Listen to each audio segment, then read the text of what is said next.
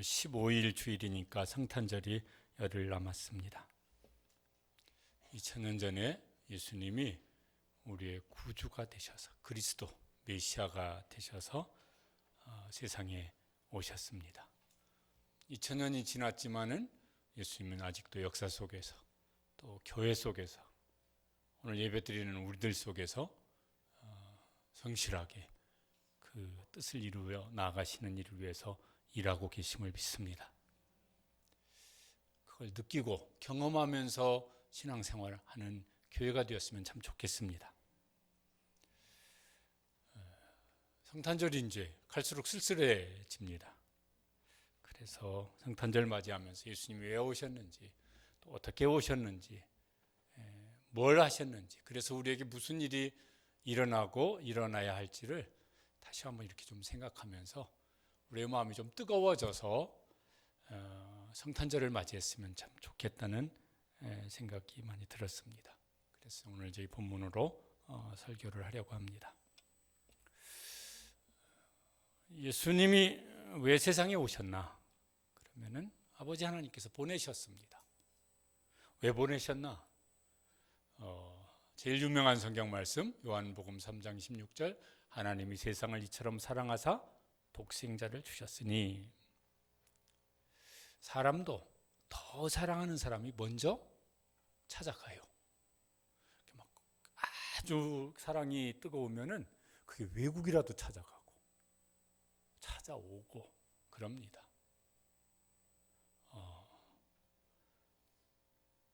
제가 아는 청년, 부목사 때 아는 청년은 데이트를 하나는 저 외국 멀리 있고 하나는 한국에 있고 그러니까 돈이 많이 들어가니까 중간쯤 되는 나라에서 한 달에 한 두세 번씩 나가가지고 데이트를 하다가 결혼하더라고요. 사랑이 불이 붙으면은 그 외국에 있으면 뭔 상관이 있어요. 가서라도 만나고 와서라도 만나고. 예수님의 별명이 있습니다. 별칭이. 뭡니까? 임마누엘. 뜻이 뭐죠? 하나님이 우리와 함께 하십니다. 하나님 우리와 함께 하시면 좋으실 것 같습니까? 좋으실 거예요. 왜냐하면 하나님이 우리를 사랑하시니까. 무조건 사랑하시니까.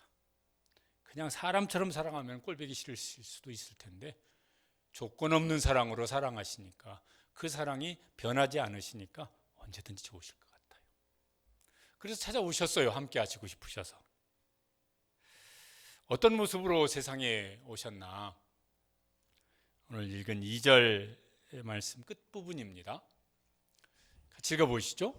우리가 보기에도 흠모할 만한 아름다운 것이 없도다. 우린 다른 사람에게 그를 찾아가서 만나려면은 그래도 세수라도 하고 머리라도 빗고 옷이라도 갈아입고, 여자분들은 뭐예요?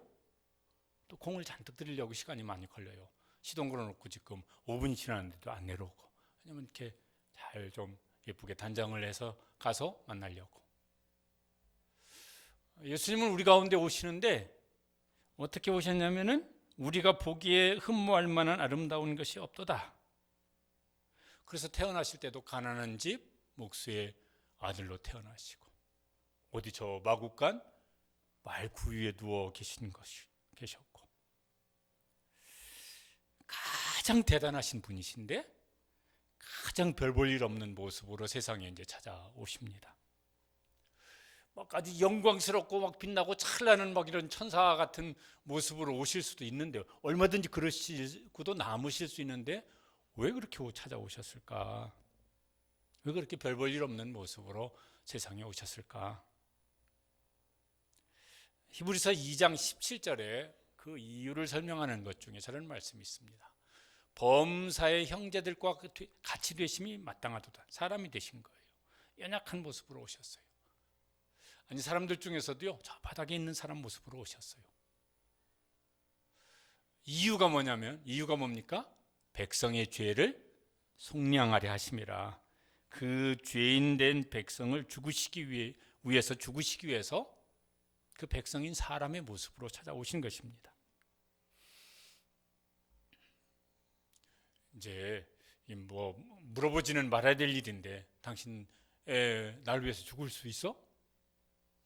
이런 건 절대로 묻지 마시기 바랍니다. 한번 부지간해도 이런 건요, 이런 부담스러운 질문을 하시면 안 됩니다.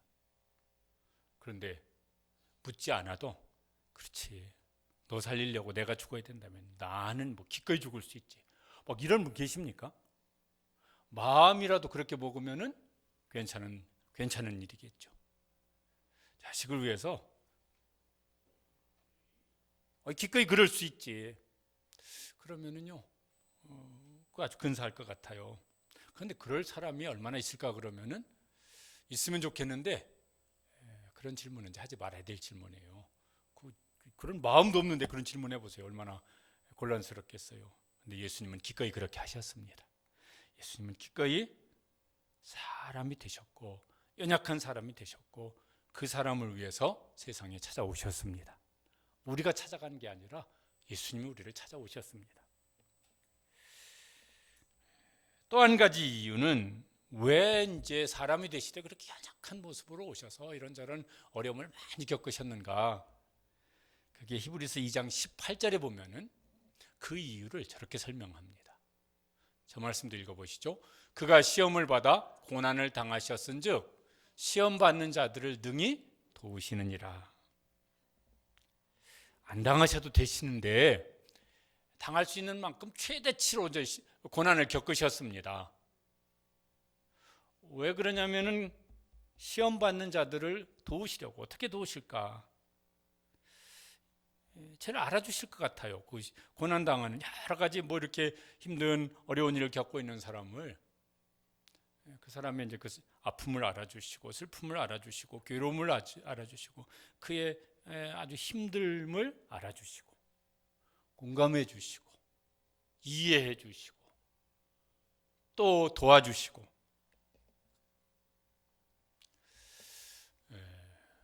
사람은 이게 어려운 것 같아요.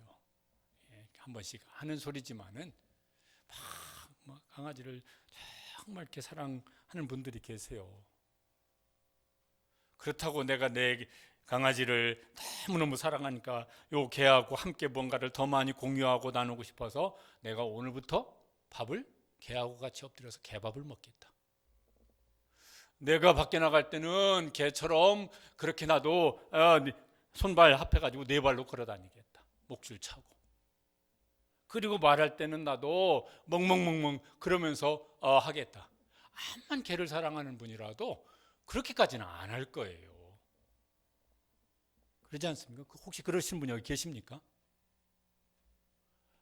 아무리 아이고 뭐 무슨 뭐 자식보다 개가 훨씬 나아요 그런 분이라도 그 정도까지는 안 할 겁니다. 그런데 예수님은 그 정도까지 하셨습니다. 그 이상으로 하셨습니다. 그런데 이제 그렇다고 사람들이 막 예수님을 사랑하고 귀하게 여겨드리고 막 감사하고 그러냐면은 그때도 그렇지 않았어요. 그래서 오늘 읽은 3절 말씀에 보면은 이렇게 예수님이 오시면 이런 일을 당하실 것이라고 예언을 이제 했습니다. 그는 멸시를 받아 사람들에게 버림을 받았으며, 또 이렇게 여러 가지 말씀이 있는데 멸시를 당하고 멸시를 당해서 외면을 당합니다. 멸시를 당하고 멸시를 당하고 멸시를 당하고. 예수님이 오셔서 실제로 겪으신 일이잖아요. 누군가에게 막 우리가 나는 막 나름대로 잘한다고 선대를 해서 막 무슨 뭐 돈을 쓰고 시간을 쓰고 뭘 나름대로 노력을 해서 그렇게 한다고 했는데 그가 나를 멸시하고 또 멸시하고 또 멸시하면은 그럼 그 마음이 좀 어떠실까요? 때려치든지 엎어버리든지 뭘 막 그렇게 하고 싶은 마음이 굴뚝 같아질 것 같아요.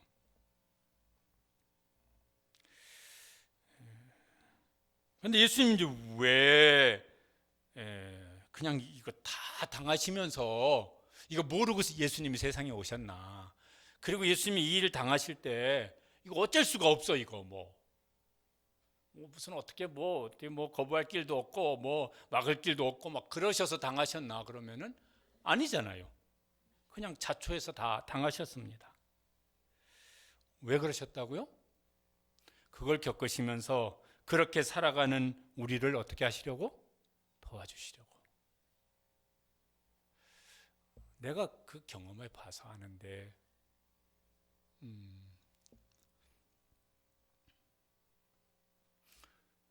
어제도 이제 새벽에 아는 목사님 어머님이 돌아가셔서 저한테 발인 예배에 설교 좀 해달라고 그래서요 갔다 왔어요. 근데 그 목사님이 많이 우시더라고. 제가 어머니가 돌아가실 때 어떤 분이 오셔가지고 연세가 많으셨던 어떤 권사님이셨던 것 같은데 손을 꼭 잡으시더니 아이고 우리 목사님 이제 어쩌나 고아가 되셨네.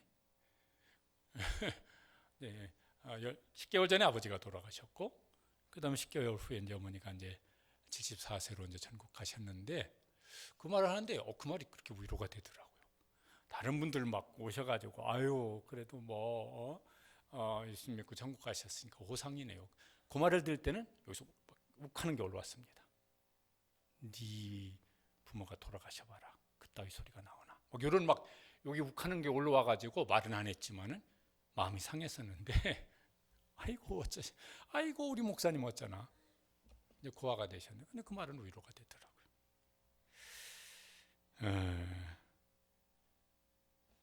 사람들은 다 우리를 알아주지도 못하고 또 알아준다 한들 우리에게 위로를 주기도 어려워요. 그런데 예수님은 어떻게 하셨어요? 우리의 연약함을 도우시려고 그 모든 연약함들을 고스란히 다 이제 당하신 거예요. 그렇게 예수님이 이제 세상에 오셔서 너무너무 감사하죠. 너무너무 감사하고 감사한데 문제는 이제 좀 죄송한 것도 많아요. 왜 그러냐면은 여기 있는 말씀처럼 이게 그 시대 사람들도 그랬지만은 우리는 뭐 어떨까 싶은 생각이 들어요. 3절 끝에 보면은 뭐라고 되어 있냐면은 우리도 그를 귀히 여기지 아니하였도다. 그럼 막 귀하게 여겨드려야 되는데 별로 귀하게 여기지를 않는 거예요. 지난 주간 이렇게 교계 신문 기사 중에 이런 게 있더라고요. 미국의 대형 교회들이 대부분 성탄 예배를 안 드리는 추세래요. 그러면서 뭐 이유가 뭐냐 뭐 설명한 것 중에 뭐 이렇게 이제 공휴일이니까 공휴일 중에 하나로 아니 교회가 안 믿는 사람들이 말 그런 게 아니라 공휴일 중에 하나로 여기든지 혹은 뭐 이제 쉬는 날이니까 가족들하고 뭘 식사를 하든지 뭐 이런 것 때문에 예배가 있는데 참석을 안 한 게 아니라 아예 교회가 예배를 성탄절날 예배를 안 드리는 추세가 많아진다고 안 믿겨지는데 어떤 그런 기사가 있더라고요. 우리는 뭐 그렇지는 않죠. 그런데 성탄절날 주일 예배 드리는 분들이 성탄절날 다 나와서 예배 드립니까? 그렇지는 않아요. 어디 가시든지 집에서 쉬시든지. 그러니까 좀 마음이 좀 예수님 마음도 좀 씁쓸하시지 않으실까? 에이 뭐 그러면 어때 이러실까? 좀 씁쓸하실까? 근데 좀 그렇긴 합니다. 이제 이번 주 이 설교를 이제 하는 이유는 이제 성탄절 좀 마음으로 좀 잘 준비해서 예수님을 좀 마음으로 잘 준비를 해서 예수님 오셔서 감사합니다. 이렇게 감사 또 높여드리고 찬송하고 주님의 마음이 야 너희가 다 알고 다 기억하고 있네. 이래서 좀 기뻐하시는 그래서 그 기쁨이 우리 속에도 있는 성탄절 되기를 간절히 원합니다. 그래서요 한 열흘 동안 그런 마음 좀 가져보자고 오늘 이제 설교를 합니다. 세상에 오신 예수님이 이제 무슨 일을 하시나 또 그렇게 하신 이유가 뭔지를 여기 이제 4절에 이렇게 말씀합니다. 그는 같이 읽어보시죠. 그는 실로 우리의 질고를 지고 우리의 슬픔을 당하셨거늘. 질고는 질병이죠. 우리 몸의 아픔을 예수님이 당하셨다고.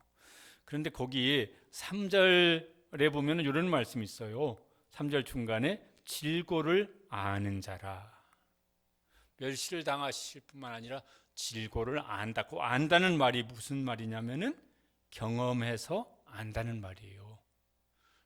머리로 아는 게 있고 경험을 해서 아는 게 있잖아요.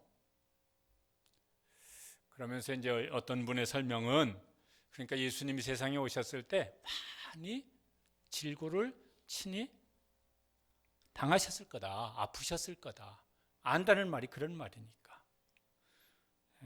그러면서 이제 내가 너희의 그 아픔을 안다. 그리고 뭐예요? 그 아픔을 짊어지신다고. 하여튼 뭐 늘 아픈 분들이 많으세요. 내일도 우리 교회 집사님 중에 딸내미 하나 청년이 수술을 받아요. 금요일 날에는 우리 권사님 중에 한 분이 또 수술을 받으세요.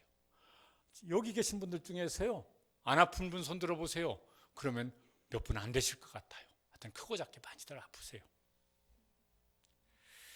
예수님은 우리의 아픔을 아실 뿐만 아니라 우리의 질고를 짊어지시려고 세상에 오셨고, 그래서 십자가를 지셨습니다. 누가 대신할 수 없죠. 내가 아픈데 뭐 가족이라도 부모라도 자녀라도 대신 아파줄 수 없고 도와줄 수 없는데, 또 한 가지는 우리의 슬픔을 당하였거늘. 슬픔은 굳이 나누자면은 이제 우리 마음이 아픈 거죠. 한국교회 트렌드 2025, 우리 화요일날 세미나 갔다 오신 분들도 계신데, 거기 그 내용 중에 이런 내용이 있더라고요. 지난 2주간 이제 그 설문하는 시점으로 해서 그 2주간 사이에 경험한 것들을 이렇게 묻는 설문 중에 우울함을 경험했다 23%, 불안을 경험했다 21%, 중독 7.3%. 저거는 이제 계속 되어 온 일이겠죠. 자살 생각을 했다. 저게 11%더라고요. 저게 성도들을 대상으로 해서 물은 거예요.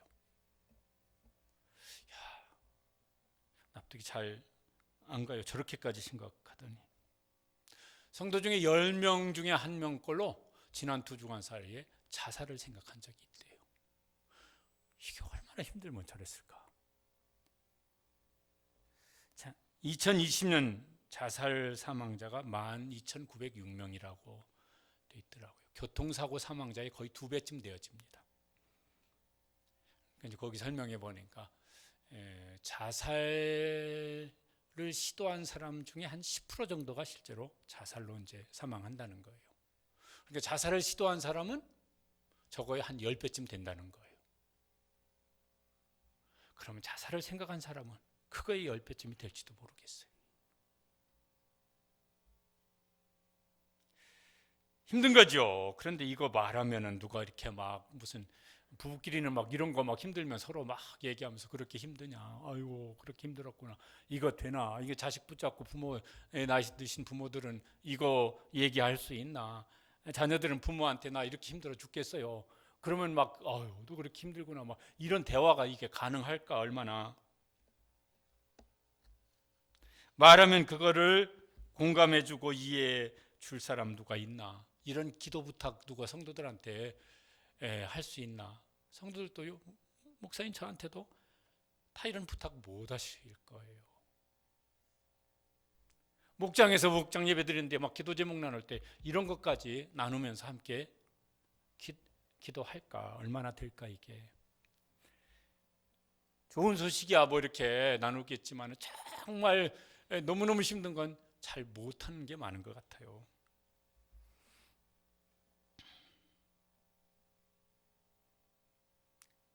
예수님은 우리가 누구에게도 말 못할 슬픔을 알고 계시고, 우리가 말 안 해도 그냥 한숨만 쉬어도 알고 계시고, 그 슬픔을 친히 담당하셔서 그래서 우리를 도우시는 일을 하십니다. 그거 하시려고 우리의 슬픔을 담당하셨습니다.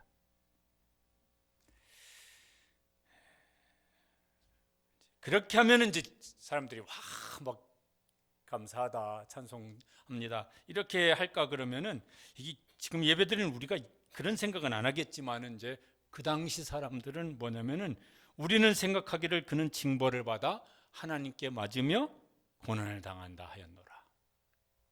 예배드리는 우리는 뭐 그 정도까지 생각은 안 하겠죠. 그런데 막 무슨 우리 마음이 막 감사하고 막 이런가 그러면은 그냥 무덤덤 무감각 뭐 이러지는 않을까. 그런 점에서는 이제 굉장히 죄송하죠. 성탄절에 그래서 이제 한번 이렇게 예수님이 왜 오셨지? 어떻게 오셨지? 무엇을 하셨지? 이걸 생각을 하면서 우리 속에 감사한 마음이 이렇게 좀 꽉꽉 좀 채워졌으면 좋겠고, 그래서 예수님을 높여드리고자 하는 이런 어떤 우리의 마음과 생각과 말과 행동이 뭐가 좀 뜨거워졌으면 좋겠습니다. 그래서 주님이 영광을 받으시고 우리는 감사가 가득해지는 이런 성탄절 될 수 있기를 주님의 이름으로 축복합니다. 우리는 이제 사람들은 살려고 뭔가를 합니다. 먹든지 입든지 일하든지 뭐 아이들 공부를 시키든지 살려고 할 수만 있으면 뭐예요? 좀 더 잘 살려고. 그래서 어떤 이제 수고들을 감당하면서 우리가 살아갑니다. 예수님은 왜 세상에 오셨습니까? 더 영광 받으시려고? 아니고 더 멸시당하시고 더 외면당하시고, 그러다가는 마침내 어떻게 하시려고? 죽임 당하시려고 오셨어요.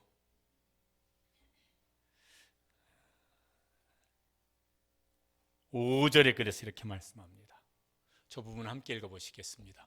그가 찔림은 우리의 허물 때문이요 그가 상함은 우리의 죄악 때문이라. 그러죠. 찔림은 예수님의 고난인데 실제로 찔리시죠. 막 가시 찔리시고 못에 찔리시고 창에 찔리시고, 그게 그냥 하면 아이코 바늘에 찔리는 이런 게 아니라 죽으라고 찔리는 거잖아요. 죽으라고.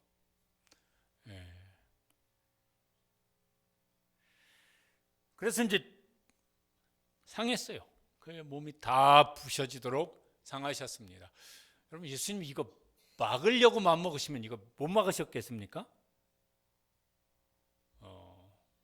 예수님 마음속에 무슨 하나님이시니까, 전능자이시니까 무슨 슈퍼맨처럼 한 번은 몸에다 힘을 꽉 주시면은 그 채찍이 끊어지든지 무슨 때리든 그 막대기가 부러지든지 때리는 사람 팔모가지가 부러지든지 어떻게 하지?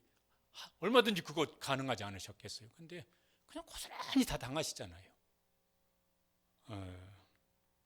어떤 면에서는요, 예수님이 그걸 자초하세요.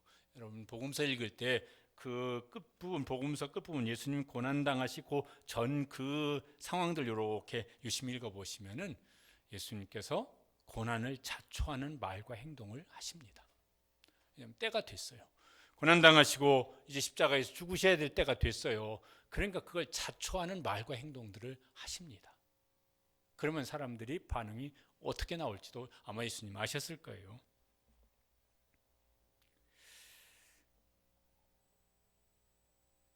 여기 있는 그 5절 말씀으로 지은 찬양 후렴 부분에 이제 이런 내용이 있어요.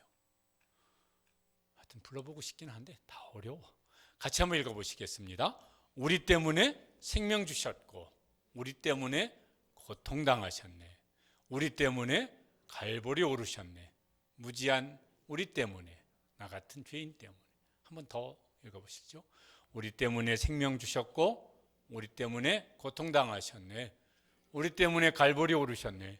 무지한 우리 때문에, 나 같은 죄인 때문에. 이게요, 삼위일체 하나님의 합작품이에요. 6절에 보면은 이걸 예수님이 그렇게 하신 이유는 아버지 하나님께서 그렇게 하게 하셨어요. 여호와께서는 우리 무리의 죄악을 그에게 담당시키셨도다. 이게요, 사람의 기준으로 보면은 바보 같은 일이잖아요. 아니, 힘이 있고 능력이 있고 뭐가 있는데 왜 그걸 당해요? 힘이 없는 사람이나 당하는 것이지. 그런데 하나님의 기준으로는 이게요, 최고의 지혜입니다. 이런 것 같아요. 사람이 머리가 좋은데 사람이 악합니다. 이기적입니다. 그러면 그 사람 속에 지혜라고 표현하기가 좀 그렇지만은 자기 이익을 위해서 남을 무너뜨리고 죽게 하고 넘어지게 하고 이런 일에요, 그렇게 머리가 잘 돌아갈 수가 없어요. 어쩌면 저렇게 머리가 아니야 팽팽 잘 돌아가는지 모르겠어. 연희 사람은 생각할 수 없는 그런 것들을 생각해내 가지고 자기 이익을 얻고 남을 무너뜨리는 일들을 합니다. 그거는 이제 악한 사람의 지혜죠. 그런데 사랑에서 나오는 지혜는 다른 사람들은 생각지도 못했던 어떤 그런 일들을 생각해내요. 그래서 이렇게 하면은 그 사람에게 유익이 되고, 이렇게 하면 그 사람에게 도움이 되어지고, 이렇게 하면 그 사람한테 뭐가 길이 열릴 것 같고, 이런 걸 무관심한 사람은 생각지도 못했던 어떤 기발한 어떤 생각들을 이제 해냅니다. 그건 사랑에서 나오는 지혜죠. 시편 85편 10절에 아주 시인이기 때문에 저렇게 멋진 표현으로 이제 하나님이 하시는 일을 설명을 했습니다. 같이 읽어보시겠습니다. 인애와 진리가 같이 만나고 의와 화평이 서로 입맞추었으며. 저 단어를 좀 바꾸면은 인애는 사랑이고 진리는 공의예요. 사랑과 공의가 같이 만나고, 의도 바꾸자면 공의고 화평은 사랑이에요. 공의와 사랑이 서로 입맞추었으며. 뭘 설명하는 말씀일까요? 예수님의 십자가 설명하는 말씀이에요. 거기는 하나님의 공의와 사랑이 같이 만나고 입을 맞추는 사건이에요. 하나님의 사랑에서 나온 지혜가, 그게 하나님께서 사람은 생각할 수 없는 하나님의 그 사랑의 지혜가, 공의는 예수님의 십자가로, 그 다음에 은혜는 그 사랑을 통해서 우리에게로, 그렇게 해서 예수님이 그 일을 위해서 세상에 오신 것이고, 세상에 오셔서 마침내는 그 길 가시다가 십자가에서 죽으신 것입니다. 우리가 부르는 찬양 중에 이런 찬양도 있어요. 저게 시편 그 말씀으로 지은 찬양일 것 같아요. 같이 읽어보시죠. 예수 하나님의 완전한 사랑, 예수 하나님의 값없는 은혜, 예수 하나님의 놀라운 지혜, 아름다운 그 이름 예수. 저는 저걸 좀 가사를 바꿔가지고 흥얼거려 보았습니다. 예수 하나님의 완전한 사랑, 예수 하나님의 완전한 공의, 예수 하나님의 놀라운 지혜, 아름다운 그 이름 예수. 예수님의 십자가는 하나님의 완전한 사랑, 하나님의 완전한 공의, 그거를 하나님의 완전한 지혜로 이루신 작품인 것이죠. 그 일을 하나님이 계획하신 것입니다. 성부, 성자, 성령 하나님께서 그 일을 계획하셔서 보내시고, 예수님은 그 일을 담당하시고, 성령님은 우리에게 그것을 믿어지는 믿음을 은혜로 주신 것입니다. 설교에 부를 찬양인데, 그래서 예수님은 오늘도 우리를 이제 초대하고 계세요. 수고하고 무거운 짐 자들아, 허물과 죄악의 짐이 무겁고, 마음의 슬픔의 짐이 무겁고, 몸의 질병의 짐이 무겁고, 다 인생의 짐이죠. 이 무거운 짐을 진 사람들, 어떻게 할 수 없는 사람들은, 사람들은 그 다 외면하잖아요. 그런 사람. 부부끼리라도요, 막 그런 사람이면 외면하려고 그래요. 자식이라도 부모라도, 어이구, 막 그렇게 막 부담스러운 사람 옆에 있으면요, 좀 이렇게 좀 멀리 이사 가든지 그랬으면 좋을 것 같아요. 그런데 예수님은 이제 부르십니다. 다 내게로 오라, 내가 너희를 쉬게 하리라. 설교 후에 부를 찬양인데, 이제 가사 이렇습니다. 같이 한번 읽어보시죠. 슬픈 마음 있는 자, 몸과 마음 병든 자, 누구든지 부르시오. 예수 이름 부르시오. 그 이름을 믿는 자, 그 이름을 부르는 자, 그가 어떤 사람이든 그는 구원을 얻으리. 예수 오등역의 그 이름 예수, 나 외쳐 부르네. 예수 구원의 그 이름 나 외쳐 부르네. 예수 그리스도. 예수님이 그리스도로, 메시아로, 우리의 구주로 오셔서, 예수님, 우리 때문에 예수님이 그런 일들을 피하지 않으시고 막지 않으시고 자청하셔서 고스란히 그 일을 다 당해 주셨습니다. 성탄절에 그 예수님을 더 좀 많이 생각하시고, 아니 미리 좀 생각으로 하시고, 기도도 하시고, 마음으로 뭔가 생각도 좀 한번 해보시고, 뭘 좀 할까. 예수님은 그렇게 하셨는데, 매년 맞이하는 성탄절이긴 하지만은 특별하게 이 성탄절에 한번 뭘 좀 나는 한번 해볼까. 이런 것이 이제 우리 마음속에 뭐가 하나씩 있어서 이번 성탄절에 뭔가 하나씩 했으면 좋겠어요. 그래서 뭔 기념일이라도 막 이벤트도 하잖아요. 그런데 성탄절에 우리 가운데 구주 그리스도 메시아로 오신 예수님을 위해서, 그리고 이 온갖 일을 우리 때문에 당하신 예수님을 위해서 무언 이벤트들이 하나씩 좀 있으면 좋겠다고 생각이 듭니다. 그러면 예수님도 기뻐하실 것 같고 우리 마음에도 그 예수님 때문에 기쁨이 커질 것 같고, 예수님 덕분에 이제 우리에게 일어난 일도 말씀합니다. 5절 그 중간 이후에 보면은 이제 저런 일이 일어났습니다. 읽어보시죠. 그가 징계를 받음으로 우리는 평화를 누리고 그가 채찍에 맞음으로 우리는 나음을 입었도다. 하나님의 징계를 피할 수 있는 길을 열어주셨습니다. 하나님의 징계가 뭐겠어요? 죄의 삭은 사망이요, 그 후에는 심판이 있는 것인데, 하나님의 징계를, 죄인에게 내려질 하나님의 징계를 피하게 하셨습니다.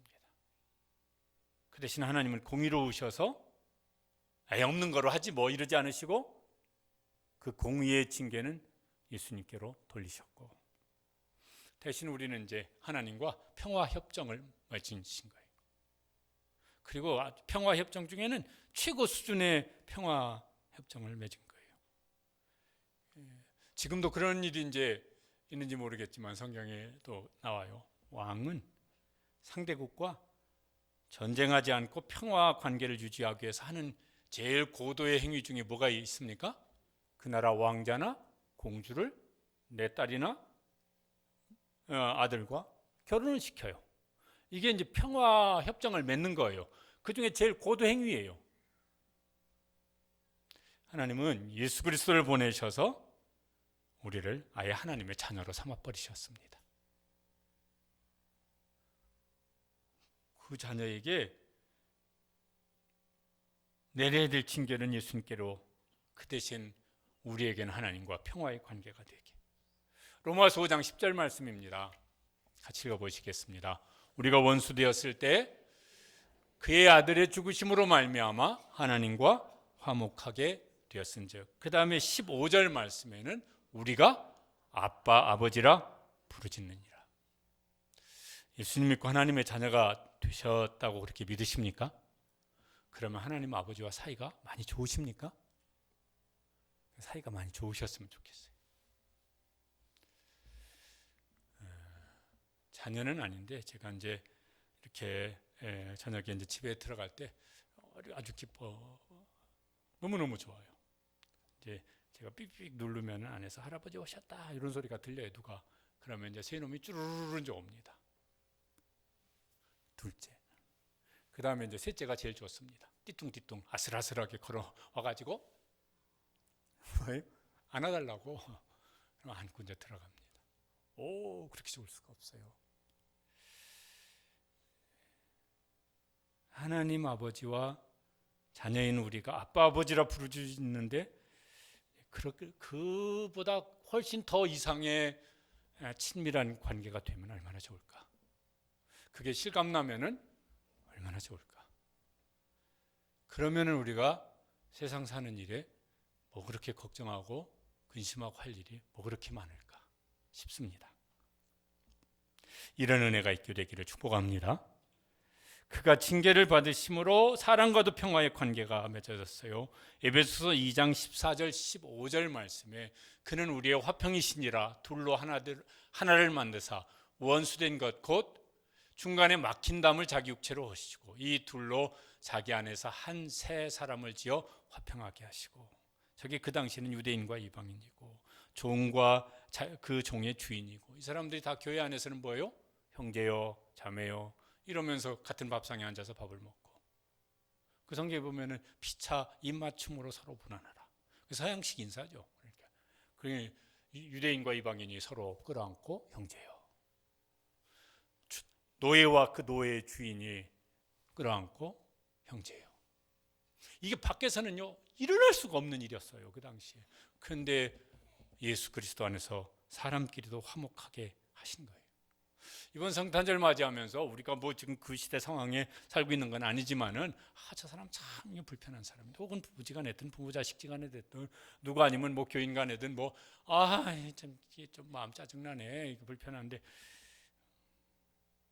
나는 싫은데 예수님도 그 사람 싫으실까? 나는 좀 저거 밉삼, 저거 화상 그러는데 예수님도 그러실까? 그러면 안 그러실 거 아니겠어요? 예수님은 그도 사랑하시고 그도 받아주시는데, 예수님 받아주셨지만 나는 못 받아준다. 예수님은 사랑하시지만 나는 사랑 못한다. 이러면 이게 이상하잖아요. 다른 때는 그랬다 치고 성탄절 맞이하니까, 그러니까 이제 혹시 그런 사람 있으면은 뭔가 이렇게 잘 이렇게 좀 생각을 좀 한번 하시고 뭔가를 잘 계획을 하셔서라도, 그래 싫긴 싫어, 근데 예수님이 그를 사랑하시니까 나도 예수님께 사랑을 받는 사람이 되었으니까 뭘 한번 해보자. 나는 참 이렇게 마음이 불편한데, 근데 주님께서 그를 용납해 주신 사람이니까 나도 뭔가, 다른 달도 아니고 성탄절 맞이하니까 나도 뭔가를 한번 해보자. 그래서요 이게 야 네가 알긴 아는구나, 예수님도 기뻐하시는 그런 성탄절로 뭔가를 한번 해보셨으면 좋겠습니다. 그런 사람이 없으면 괜찮은데 있으시다면 꼭 그렇게 하셔서 예수님도 기뻐하시는, 그게 예수님을 기뻐하게 해드리는 성탄절이 될 것 같아요. 또 특별히 요새 이렇게 막 정치 상황 이런 거로요, 서로 막 이렇게 의견이 다르면은 가족끼리도 막 싸워, 부부지간에 싸우든지 부모 자식지간에 싸우든지. 제가 막 이렇게 이렇게 몇백 명씩 들어가 있는 단톡방에 두 군데서 지금 난리가 났습니다.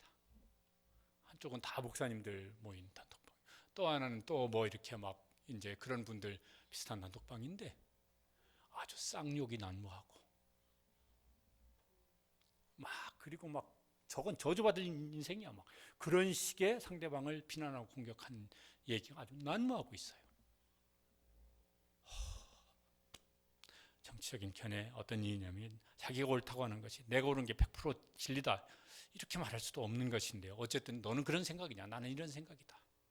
그러니까 그 정도 선에서 이렇게 뭔가 이야기를 하고 좀 끝나면 좋을 텐데, 악담도 그렇게 악담들을 하냐, 상대방을 거의 저주하듯이 이 얘기를 하는데 저렇게까지 하냐, 이게 예수님 십자가보다 더 큰 일이냐. 예수님 십자가로 그 다 받아주셔서 화목케 하셨는데 이게 그거보다 더 큰 일이냐. 내가 옳다고 생각하는 거 주장할 수 있어요. 그리고 뭐가 이렇게 따져보면 더 옳든지 좀 더 옳든지 할 수도 있겠죠. 그런데 그게 예수님의 십자가보다는 더 크지 않게 되시길 바랍니다. 그리고 기도하세요. 사람이 노력해서 바꿔야 될 부분이 있으면은 하나님이 사람을 움직여서 바꿔주시고, 하나님이 강권적으로 뭔가 어떤 상황을 만드셔서 그래서 변화시켜 주실 일이라면은 그렇게 해주시기를 위해서. 이게 비겁한 일일까? 그럴 수도 있는데 우리가 하나님보다 더 크지는 않으니까. 또 하나는 그가 채찍에 맞음으로 우리는 나음을 받았도다. 예수님은 고난당하실 때 영혼의 상처도 깊이 받으셨습니다. 나의 하나님 어찌하여 나를 버리셨나이까. 그렇죠. 이건 우리는 경험할 수 없는 예수님의 영혼의 아픔일 것이겠고, 마음으로도 이렇게 아픔을 많이 겪으실 것 같아요. 가룟유다 그렇게 했지, 베드로 그렇게 했지, 무슨 제자들 예수님 십자가 지고 가실 때 다 도망가서 어디가 있는지 알지도 못했지. 장례식도 예수님 제자들이 치른 거 아니에요. 다른 사람들이 치렀어요. 그랬지. 그 백성들은 다 십자가에 못 박으더라. 그랬지. 그러니까 이거 무슨 이게 말할 수 없는 이런 마음에, 그리고 조롱과 멸시를 퍼부었지. 그래서 예수님이 그렇게 하신 이유가 뭐예요? 우리에게 뭘 주시려고? 나음을 주시려고. 몸의 상처도 채찍에 맞으시고 가시에 찔리시고 창에 찔리시고 온몸이 부서지라고 그 몸이 상하셨습니다. 왜 그랬냐면 마태복음 8장 17절에 오늘 여기 이사야 요 말씀을 인용해서 예수님 이거 하고 싶으셔서 그렇게 하셨다고 말씀하세요. 자막이 좀 뭐가 문제가 생겼는가 본데 보이십니까? 읽어보시죠.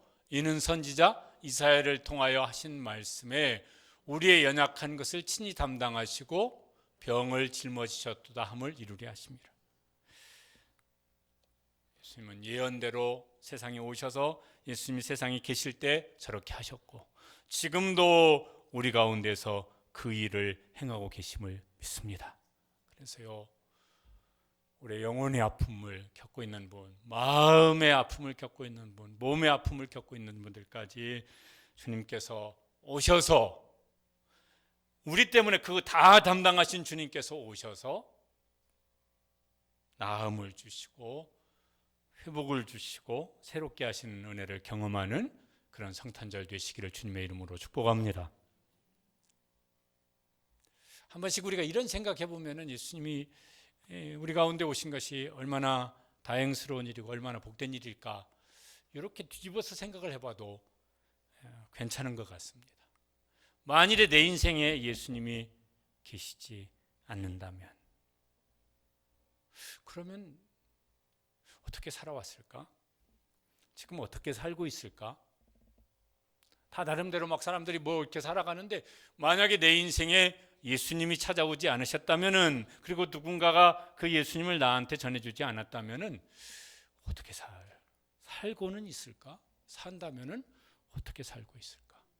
그리고 무슨 소망을, 무슨 희망이나 무슨 소망을 가지고 살아갈까? 그러면은 여러분 아찔하지 않으십니까? 만약에 예수님이 우리 가운데 오시지 않으셨다면, 나에게 찾아오지 않으셨다면 생각하면요 아찔한 것 같아요. 그리고 뭘 그렇게 막 아둥바둥 살 이유도 있을까 싶어요.